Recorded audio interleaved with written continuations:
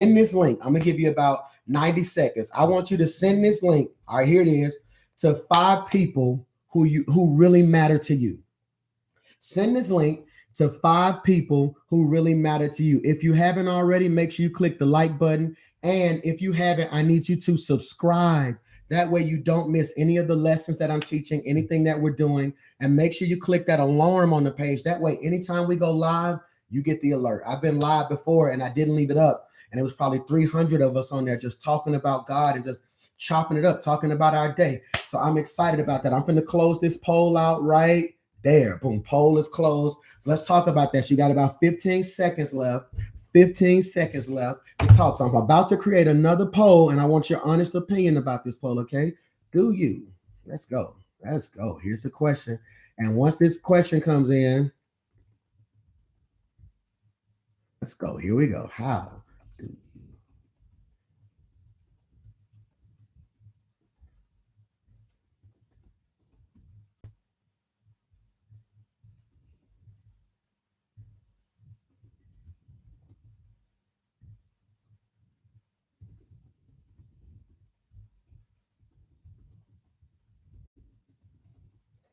Oh, this is gonna be good. Are y'all ready? Poll is open in 5, 4, 3, 2.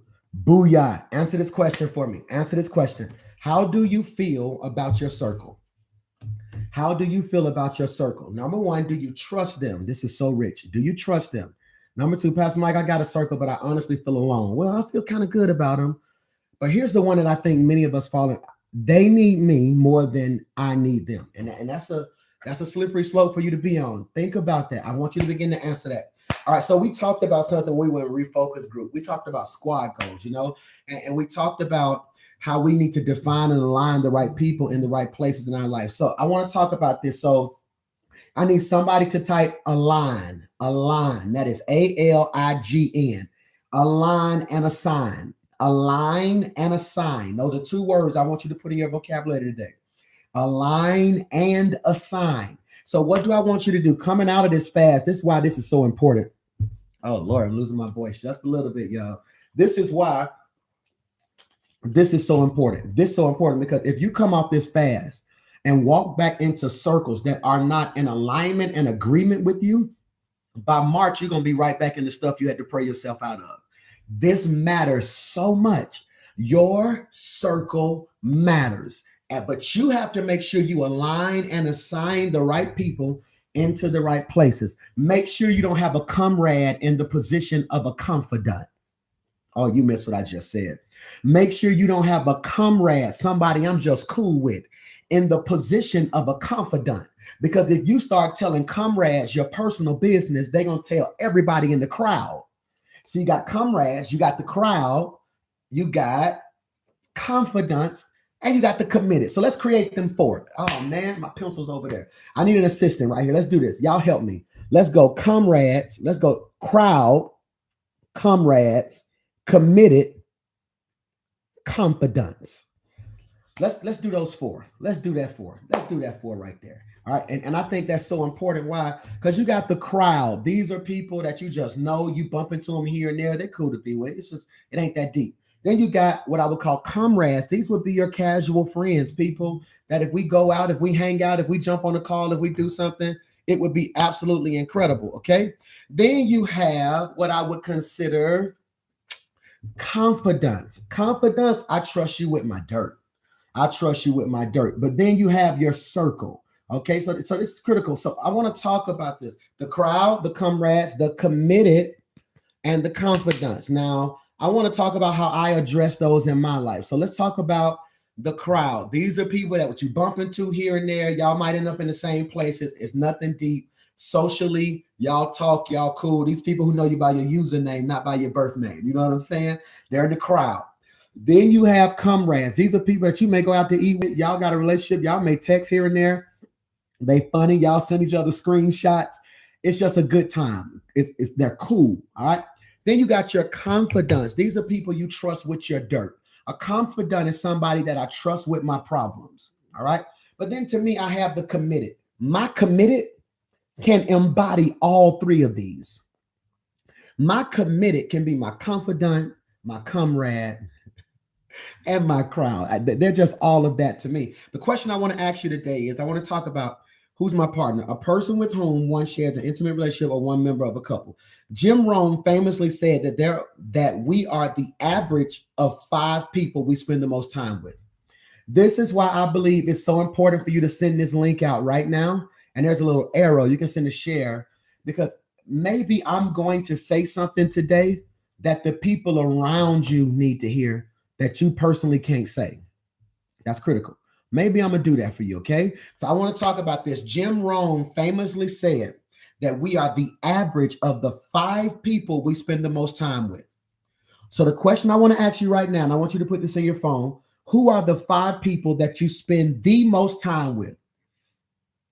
That's crazy.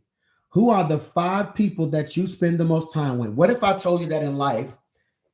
What if I told you that in life you are where the 5 people you surround yourself put you? This is critical. You show me your friends. My father taught me that when I was little, and I'll show you your future.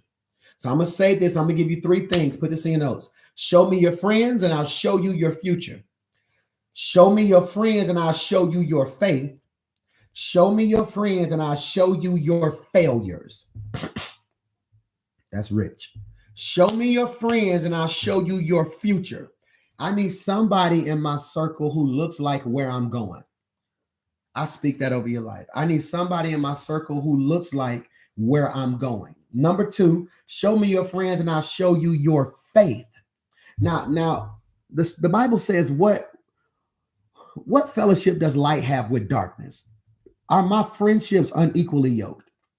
Now, I need somebody in the comments to be really honest with me when I say this right here, who can say, Pastor Mike, I'm just going to be real. I'm way more saved in my circle. Somebody ought to just put a hands up in the comment right there. Like, Pastor Mike, I don't even want y'all to know me outside of Rock City Church. I'm a part-time gangster. I might be a thug. Y'all don't even want to see who I am outside of church.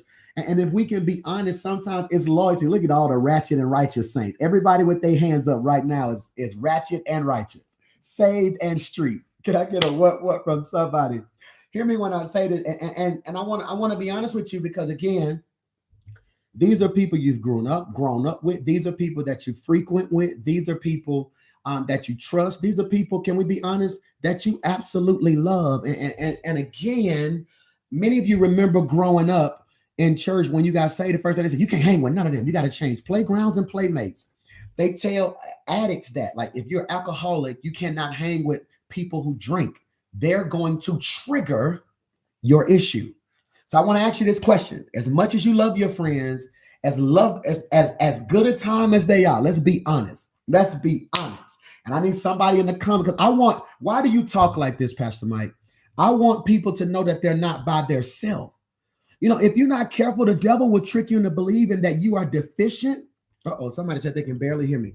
The devil will trick you into thinking that you are deficient because maybe your circle isn't as saved as you desire them to be, okay? So let's talk about this for a minute. Right now, who can be honest and just simply say, Pastor Mike, my circle may be a trigger. That's rich. You know what I'm saying? The moment an alcoholic goes to AAU meeting, the first thing they say is Alcoholics Anonymous. The first thing they say is you have to change playmates and playgrounds. Playmates and playgrounds. I wonder who's trying to walk in purpose, but still has the same playmates and playgrounds. Think about that. I really want to think about that, because if you're not careful, let's just say you came out of the world and you were a partier. Now let's do a poll. Everybody, everybody who was a clubber, I just want you to say I clubbed right there. Let's get free right here.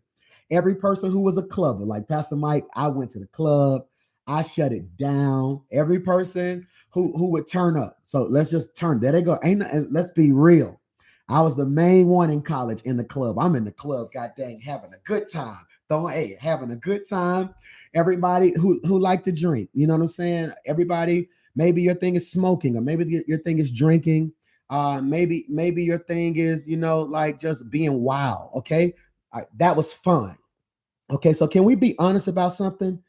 It was just fun. Like, and I think we over spiritualize life sometimes. It was just fun to go out, to hang out, everybody come over.